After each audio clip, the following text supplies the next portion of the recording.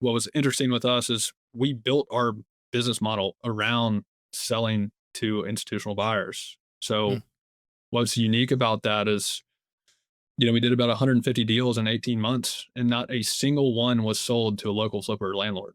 We completely reverse engineered the process. Just we'd find out what the buy box was for that buyer.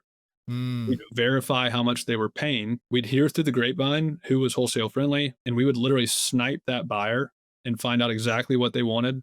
And then we would dump our marketing in that market that they're in for that exact house. So we would Yeah. only market to 3-1, whatever, 1,000 to 2,000 square feet with a single car garage, whatever the specs were, 1985. So Interesting. we never marketed to distress ever. Hmm. We marketed to retail because we could pay retail. Yeah. So, like, That's interesting. It's opposite of how most investors go about it. It's usually like, how can I find distress? How can I find a property? Okay, now how am I gonna pass this off? Was that with like reverse engineering one buyer, like one hedge fund, or multiple? Or taking like the average of multiple. Okay, like for one market, you weren't just talking to one hedge fund, and be like, hey, what do you want?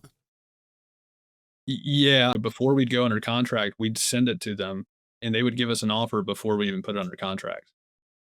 So Hmm. much that there was one fund that when a lead would come into our podio, it would go onto a shared Excel sheet with that hedge fund, and they would put an offer every single morning on every single one of our leads at an assumed like 30K reno, right? So before we're even calling the seller, we already have an offer on it.